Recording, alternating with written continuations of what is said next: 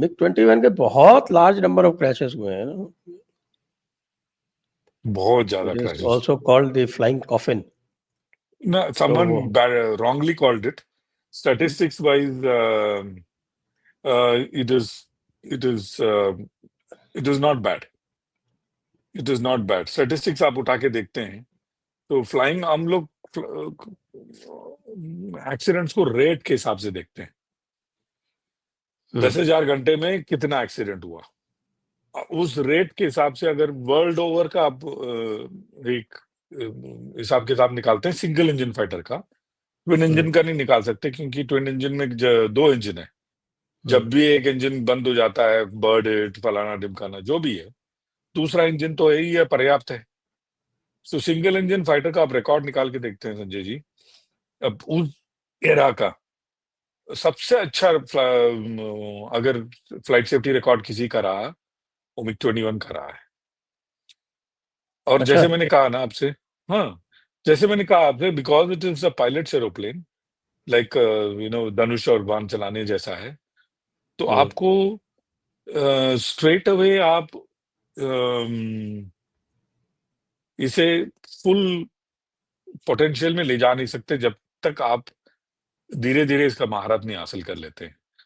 तो वो एक था। और दूसरा आप देख रहे हैं इमेज में भी, असली वाला डेस्क को बोलिएगा, असली वाला इमेज निकाल के लगाएंगे तो उस पर मैं कुछ चीजें बताता हूँ। ये नहीं, दूसरा जो मतलब फ्रॉम द इंटरनेट, इंटरनेट से MiG-21 का एक इमेज निकाल के इमेज। हाँ, तो आप देखते हैं तो संजय जी, उसका फ्यूसलाज है, इट्स लाइक अ रॉकेट, उस पे डार्ट जैसे हम एरो है उस तरह का एक विंग बना हुआ है, और एक टेल है, और खूब सारा तेल है। 7 मीटर का चौड़ाई है, 14 मीटर की लंबाई है। तो ये अपने आप में एक नायाब वो रहा इसका कि किस तरह से ये फ्लाइंग करता था। गॉड ओनली नोस कि how it became such a successful aeroplane. उसका भी एक छोटा हिस्ट्री है। MiG-21 डेल्टा विंग कहते हैं, मतलब दिखता ही ऐसे डेल्टा जैसा है। तो डेल्टा विंग बना ही एक एक्सीडेंट से। MiG-21 को डेल्टा बनाने का इनका कोई इरादा नहीं था। एक विंग था, फ्यूसलाज था, उस पे 2 विंग ऐसे स्वीप बैक करके लगा रहे थे लोग। बट स्वीप बैक करके लगाने में 2-3 क्रैशेस हुए जब मतलब प्रोटोटाइप में। द रीजन पता लगा कि उसका wing was flexing because aluminium alloy था उस समय। एल्यूमिनियम अलॉय की, इस तरह की जो अलॉय है जिसपे यूज हुआ है ये, उतना स्ट्रेंथ था नहीं, तो हाई जी कंडीशन में वो फ्लेक्स करता था और विंग टूट जाती थी। तो इनको लगा यार ये विंग स्पैन का बढ़ाने का इनके पास गुंजाइश था नहीं, क्योंकि MiG-21 बनाया इसलिए गया था कि U2 करके एक बॉम्बर था ना, वो बॉम्बर को मार गिराने का इनका वो था, जिसकी वजह से ये बना। तो U2 बॉम्बर को इंटरसेप्ट करने के लिए आपको एक तरह का डिजाइन चाहिए था, तो उस डिजाइन के लिए ये बना। तो उस डिजाइन में इसका अपना एक विंग स्पैन होना जरूरी था। तो जिस वजह से ये विंग स्पैन बढ़ाने की गुंजाइश नहीं थी। जब फ्लेक्स होने लगा, जो बचा कुचा पोर्शन है उसमें भी इन्होंने मेटल भर दिया। Thus the delta was bomb. Accidental burst, accidental PMI। इसकी बहुत बहुत हजार कहानियां हैं। एंड एक भी अपना ये जो प्रोग्राम है शायद ही पूरा पड़ेगा जिसके बारे में बात जैसा आप कह रहे हैं ना कि MiG-21 पायलट और MiG-21 के अलग अलग लव अफेयर की बहुत कहानियां हैं। ये तो बात सही है। And what about its VTOL version भी बना, can you believe? It used to take off vertically and land vertically. अच्छा है, इसका VTOL वर्जन भी है? हाँ, ये भी VTOL वर्जन भी बना। जो सबसे पहला जो जहाज हमारे पास आया था जिसका नाम था Type 74 शायद, मैंने देखा न्यूज जहाज को, क्योंकि वो जैसे Su-30 आया था पहले, MKI आया नहीं था, Su-30K आया था। तो Su-30K जो आया, जो वापस चला गया,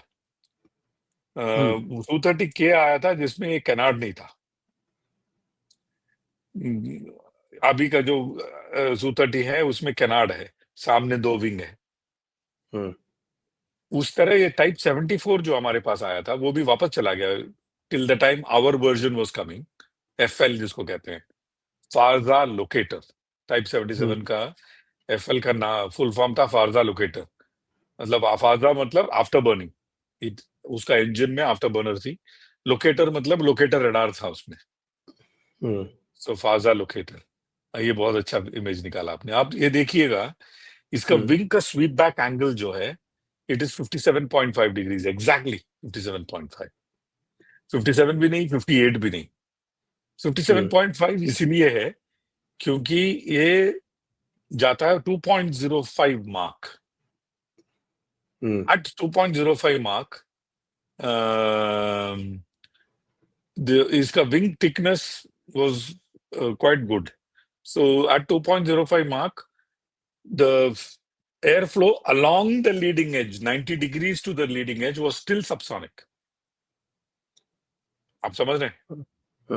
ध्वनि से 2 गुना जा रहा है हवाई जहाज, लेकिन जिस लाइन में एयर फ्लो कर रहा है लीडिंग एज के 90 डिग्रीज पे, फ्लो अभी भी सबसोनिक है। और 2.05 मार्क में जाकर के लगभग सुपरसोनिक होता नहीं है। तो look at the technology of मतलब सोनिक बूम होता है कि नहीं होता है इसमें? सोनिक बूम होता है, विंग फिर भी सबसोनिक रहता है, जिसकी वजह से आप थिक विंग लगा सकते हो। The reason I was telling you know, wing has to be remain thick. और इसके विंग के टिप में देखिएगा, ऊपर विंग के ऊपरी ओवर में एक एक ऐसा एक लंबा लंबा एक स्ट्रिप है। वो strip is called wing fence. वो भी अच्छा। 2-3 एक्सीडेंट के बाद इन्होंने लगाया, क्योंकि ये लैंडिंग के लिए आता था। थोड़ा अगर गलती कर दे पायलट, हल्का सा भी खींच देता था स्टिक को पीछे की तरफ, एंगल ऑफ अटैक जब बढ़ जाता था, एरोप्लेन ठड़क ऐसे पलट के गिर जाता। कभी दाएं पलट जाता था, कभी बाएं। इनको समझ में ही नहीं आया कि ये लैंडिंग के दौरान न ये बताता नहीं है किस तरह पलटेगा, और पलट के क्रैश कर जाता, पायलट मर जाता था। तब इन्हें समझ में आया कि फ्लो जो है विंग के टिप में जा रहा है, और टिप जो है स्टॉल हो जा रहा है, जिसकी वजह से ये टिप में फेंस लगाया इन्होंने। विंग टिप फेंस इसको कहते हैं, स्पैन वाइज फ्लो को रोकने के लिए। ऐसी पूरी बहुत कहानियां हैं, मैं आपको बताते जाऊंगा तो टाइम लग जाएगा।